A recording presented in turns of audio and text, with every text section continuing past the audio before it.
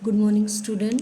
आज हम आपका हिस्ट्री का चैप्टर 3 स्टार्ट कर रहे हैं, जिसका नाम है Nazim and the rise of Hitler, यानी कि नाज़ीवाद और हिटलर का उदय। नाज़ीवाद जो है एक तरह का कट्टरपंथी आंदोलन था जो हिटलर ने चलाया था, उसके ऊपर ये लेसन है। तो इसके मेन जो पॉइंट्स हैं वो मैं आपको बता देती हूँ, उसके बाद हम लेसन रीड करेंगे।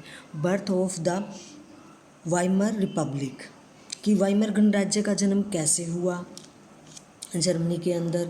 अब the effect of the warmer, युद्ध का क्या असर हुआ, जो युद्ध हुआ था उसका जर्मनी पर क्या इफेक्ट हुआ, क्या असर हुआ। नेक्स्ट है political radicalism and economic crisis, कि राजनीतिक जो रेडिकलवाद था, जो परिवर्तन था, और आर्थिक संकट जो है क्या क्या आए युद्ध के बाद। नेक्स्ट है द ईयर ऑफ डिप्रेशन, कि मंदी का साल, कि आर्थिक मंदी कैसे आई जर्मनी के अंदर।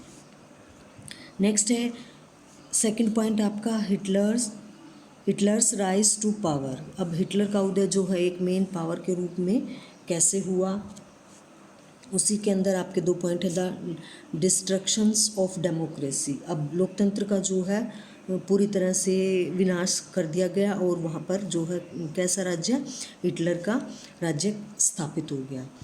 नेक्स्ट है आपका रिकन्स्ट्रक्शंस, उसी के अंदर पुनर्निर्माण कैसे हुआ। थर्ड आपका द नाजी वर्ल्ड व्यू, नाज़ीवादियों का जो था विश्व का दृष्टिकोण कैसा था, वर्ल्ड व्यू कैसा था, विश्व के बारे में उनका दृष्टिकोण कैसा था, वो क्या सोचते थे। इसी के अंदर आपका पॉइंट है एस्टेब्लिशमेंट ऑफ द रेसिकल स्टेट, कि नस्लीवादी जो राज्य थी उसकी स्थापना कैसे हुई, कैसे बनी। नेक्स्ट आपका पॉइंट है द रेशियल यूटोपिया, नस्ली कल्पना लोग, कि नस्ली में जो उन्होंने क्या कल्पना बना ली थी और कैसे वो उनका दृष्टिकोण था। आपका 4 पॉइंट है यूथ इन नाजी जर्मनी। अब नाजी जर्मनी में जो है यूथ की क्या पोजीशन थी, कैसी स्थिति थी युवाओं की, ये भी इसके अंदर हम पढ़ेंगे। अब उसके अंदर आपको पॉइंट है the Nazi cult of motherhood, कि जो है मातृत्व की नाची जो थे, कट्टरपंथी जो थे, उनकी माताओं के बारे में क्या सोच थी, मातृत्व की सोच कैसी थी नाचियों की। नेक्स्ट पॉइंट है आपका द आर्ट ऑफ प्रोपगेंडा। अब उनकी जो है क्या प्रोपगेंडा था, उनका प्रचार की उनकी क्या कला थी, वो कैसे प्रचार करते हैं। अब नेक्स्ट आपका इसी के अंदर पॉइंट है 5 ordinary people and the crimes against humanity.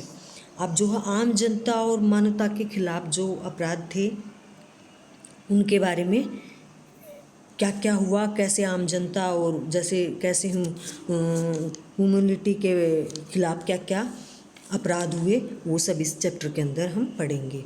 इसी के अंदर आपका एक पॉइंट है कि नॉलेज अबाउट द होलोकॉस्ट, कि महाध्वंस जो हुआ था, जो ये विध्वंस हुआ था युद्ध से जो जर्मनी में, तो होलोकॉस्ट के बारे में हमें जो है इसके बारे में, महाविध्वंस के बारे में जानकारी मिलेगी इस लेसन के अंदर। अब मेन पॉइंट जो है मैं क्लियर कर चुकी हूँ इस लेसन के अंदर।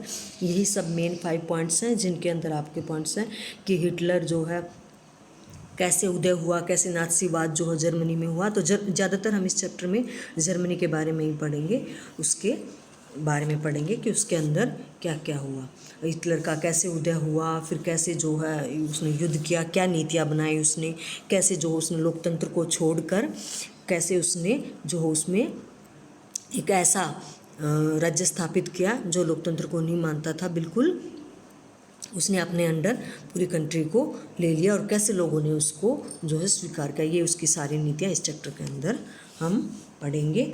इसमें जो है हिटलर ने लोकतंत्र को छोड़कर जो है उसने नाज़ीवाद को ही महत्व माना, और सत्ता की जो उसकी चाह थी उसको, और उसकी जो उसने व्यवस्था की वो जो है क्या क्या थी, कि नाथसीवाद का कैसे उदय हो गया। ज़्यादातर लोगों ने नाथसीवाद के उदय से जो है क्षोभ भी महसूस किया, और अन्य विश्व पर अन्य देशों के बारे में इसका क्या दृष्टिकोण था, उसमें बच्चों की, औरतों की कैसी दशा थी, ये सब इस चैप्टर में हम पढ़ेंगे। उसने कैसे यहूदियों का सफाया करके यहूदी विरोधी भावनाओं को भड़काया, लोकतंत्र और समाजवाद के खिलाफ जो है उसने एक मार्क युद्ध छेड़ दिया, कैसे लोकतंत्र को उसने गलत बताया।